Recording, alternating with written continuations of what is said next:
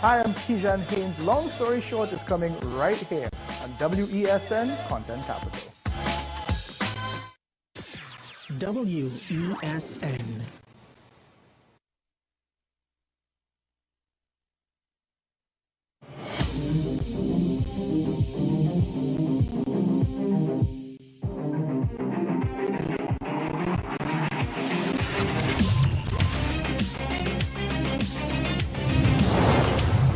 Welcome. This is Long Story Short. I'm Kijan Haynes. Today, we are talking about CSEC and CAPE exams.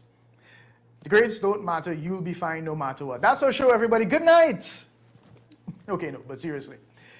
Let's talk about this latest scandal with the Caribbean Examinations Council. That's United Ministries of Education in a show of regional integration that would have made Dr. Eric Williams proud.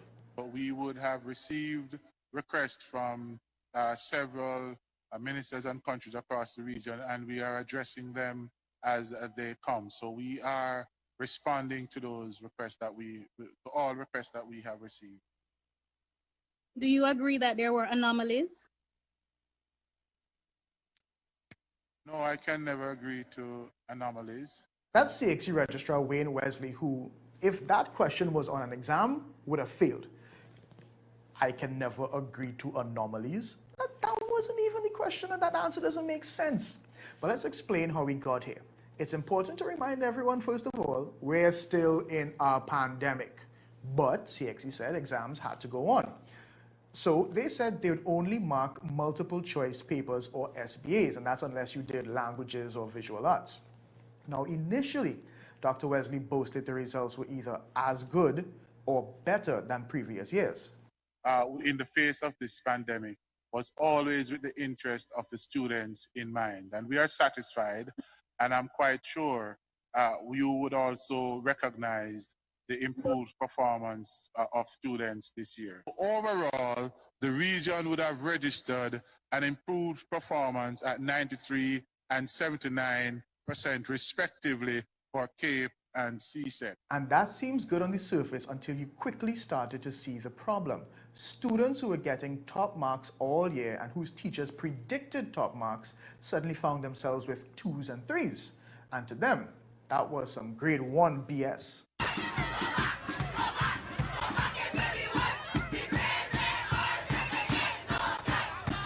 These results have left me in a state of despair and confusion, especially due to a lack of transparency on CXC's part in terms of the breakdown and allocation of grades. A grade 5 from Queen's College? To any parent, teacher, or even fellow student that comes across this, please know that you are not alone in the way that you feel right now. And we urge you to use whatever platform that you want to speak out against the wrongdoings of CXC this year. Me on this one. If the paper 1 is worth 40, the paper 2 is worth 40, and we are not doing the paper 2, how will the weighting be the same? Who really got the 4? It can't be me. Hey, if nothing else, they deserve a 1 in theater. So here's the issue with CXC. The grading isn't transparent.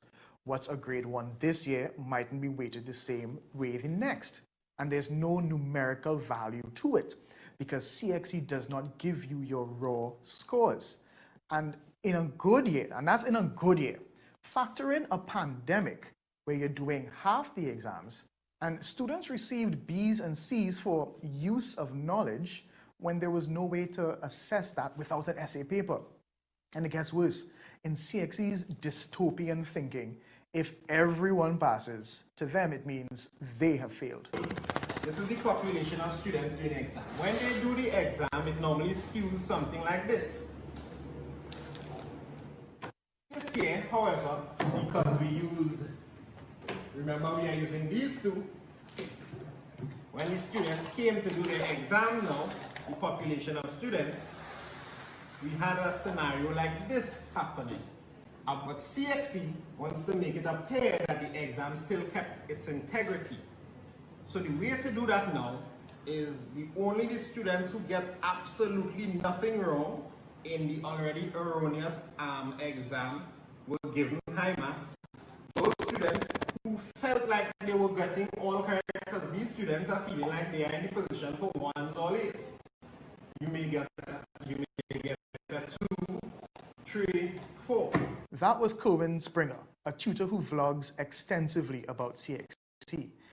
He provided the math and the art, if you think about it, but here's the sociology. One of the reasons why this scandal is featuring so prominently is because, well, it's the usually high-performing schools who are now seeing the lower grades. Remember the girl who said, a grade 5 from Queen's College? And because those schools have the resources to fight, they're going to. Queen's College, Guyana's top secondary school, has signaled its intention to file an injunction at the Caribbean Court of Justice seeking to block the official declaration of the results if CXC does not review the grades. The authorities at the school also noted that they will petition Guyana's Education Ministry to remove Guyana from participating in future exams. There's a lot riding on good grades in what we'd call prestige schools. Their reputation is at stake. Low grades in a government school, well, sadly, we accept that as par for the course. Hell, we're happy when they get a pass, right? But these schools, all ones mean scholarships and the ability to continue to have the best of the best student intake year after year. So it's not just the students, but the reputation of the teachers as well on the line. So the axe is not going to fall on them, it has to fall on CXC. And while CXC and Ministries of Education are saying, well, just file the formal query. Well, for many of those families, they don't have the means. It costs $30 US. And remember, we're in a pandemic. We have not given any consideration to a waiver of any fees because it's money, and CXC is a business. And it appears even if you do query, it's believed CXC doesn't even do a thorough check of your paper again. They just add up the marks. But like so many things in this CXC debacle, that's not even clear. And let's dive deeper into this. How many students in government schools, the one with cardinal points in their names, they go north, so and so south, did well because of whatever arbitrary grading scheme CXC employs? They didn't get the grade that they deserved or better. And worse than that, they did not bother to query it. So what we're seeing here for the first time so clearly is that CXC is a law unto themselves. And if 2020 has taught us anything, is that if the system isn't working, burn it to the ground. Or at least, okay, let's put them to the test. We've seen that CXC is just operating like a business, where governments of the region are the customers, and not even the shareholders, because shareholders have a say in how a business is run. Long story short, I guess we'll be seeing an increased number of students retaking the exams come January 2021, and CXC will be laughing all the way to the bank. We'll be right back.